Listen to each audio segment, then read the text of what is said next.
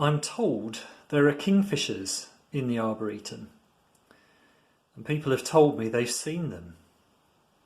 I haven't seen one myself, not yet, but now I tend to look where they said the kingfishers can be seen, just in case.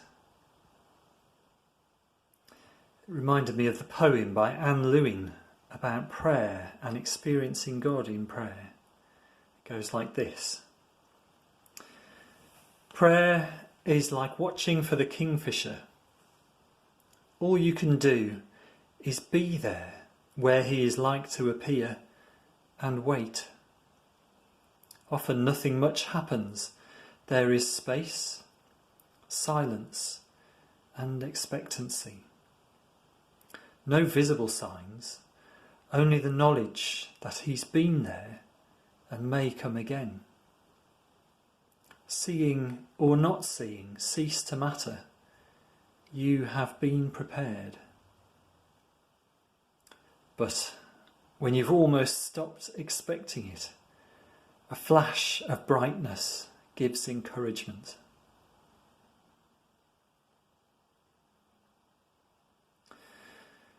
Like in the poem, sometimes, quite often, in prayer, it feels like nothing is happening.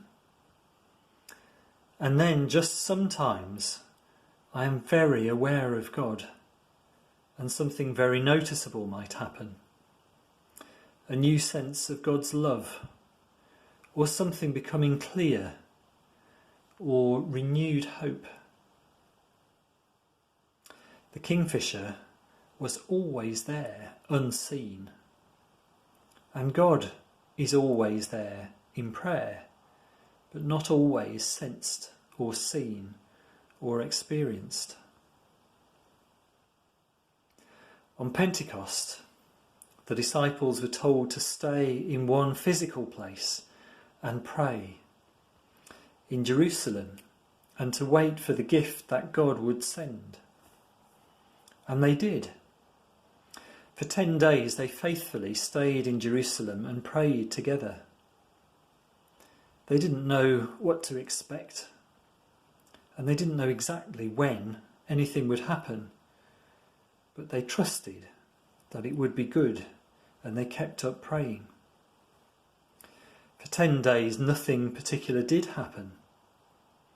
Then on the 11th day, as we read in Acts, they're all in one room, the sound of rushing winds, tongues of fire, and then speaking in other languages, so that the same day people in the city from everywhere around started hearing good words about God in their own language. This is the day the church started, and this is how God chose to do it. The Holy Spirit came and gave unexpected gifts to people who had been eagerly waiting and praying for whatever good things God had prepared to give. These same people began telling other people the good news about Jesus, and this is still what the church is about today.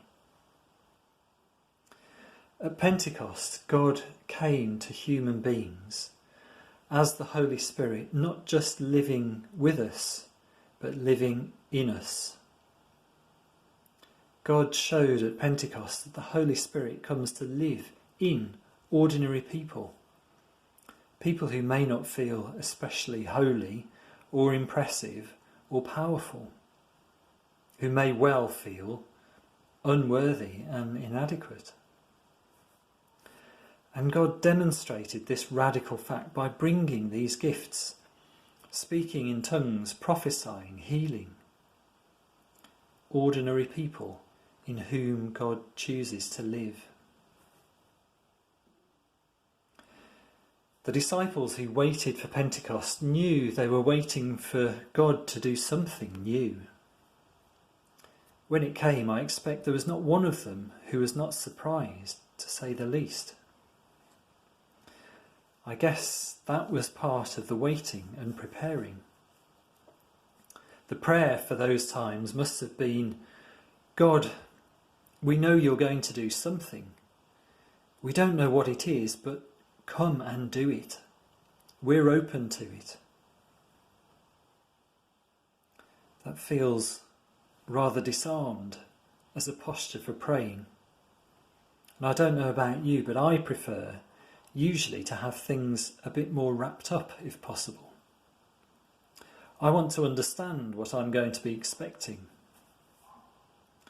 But I wonder if, in these strange times we've been living through, difficult, hard, if not painful and cruel times, I wonder if we have a hint of a thirst for God to do something new in these days.